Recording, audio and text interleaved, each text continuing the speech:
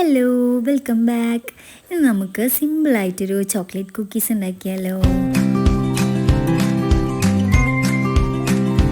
അപ്പോൾ നമുക്ക് chocolate cookies ഉണ്ടാക്കാനായിട്ട് തുടങ്ങാം. അതിന് വേണ്ടി ആദ്യം തന്നെ ഒരു 50 ഗ്രാം ബട്ടർ എടുത്തിട്ടുണ്ട്. ഇത് നന്നായിട്ടൊന്ന് ബീറ്റ് ചെയ്തിട്ടെടുക്കാം. വിസ്ക് വെച്ചിട്ട് ചെയ്താലും മതി കേട്ടോ. ഇനി ഇതിലേക്ക് നമുക്ക് പൊടിച്ച പഞ്ചസാര ചേർത്ത് കൊടുക്കാം. 1/3 കപ്പാട്ടോ ഞാൻ എടുത്തിട്ടുള്ളത്. അതൊക്കെ നമ്മുടെ മധുരത്തിനനുസരിച്ച് കൂട്ടിയും കുറച്ചൊക്കെ എടുക്കാം.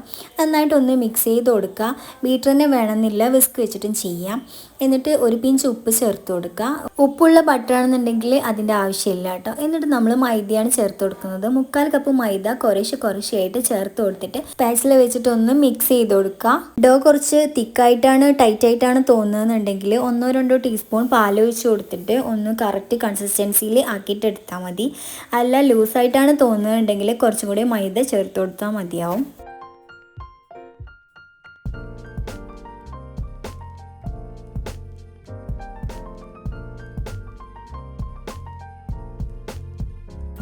നന്നായിട്ട് മിക്സാക്കി കഴിഞ്ഞാൽ ഇതിലേക്ക് നമുക്ക് കൊക്കോ പൗഡർ ചേർത്ത് കൊടുക്കാം. 1 ടേബിൾ സ്പൂൺ കൊക്കോ പൗഡർ ആട്ടോ ഞാൻ ചേർത്ത് കൊടുത്തിട്ടുള്ളത്.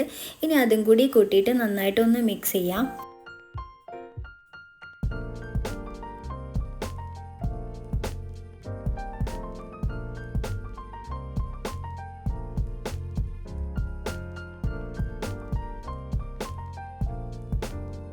കുക്കീസിൻ്റെ ഡോ ഇവിടെ റെഡി ആയിട്ടുണ്ട്. ഇതാണ് കേട്ടോ ഇതിൻ്റെ ഒരു കൺസിസ്റ്റൻസി. ഇങ്ങനെ പൊളിച്ചെടുക്കുമ്പോൾ ഇതുപോലെയാണ് ഉണ്ടാവേണ്ടത്, അല്ലാതെ ചപ്പാത്തി മാവിൻ്റെ പോലെ ഇങ്ങനെ വലിഞ്ഞ് വരുന്ന ഒരു കൺസിസ്റ്റൻസി അല്ല വേണ്ടത്.